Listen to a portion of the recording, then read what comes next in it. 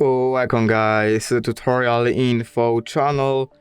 In front of me is Fairphone 5, and in this video I am going to show you how to change icon size on this device.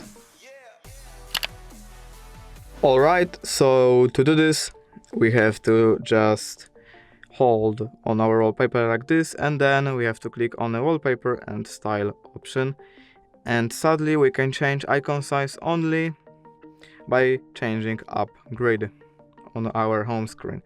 So we have to change this to 3x3, 4x4 and 5x5.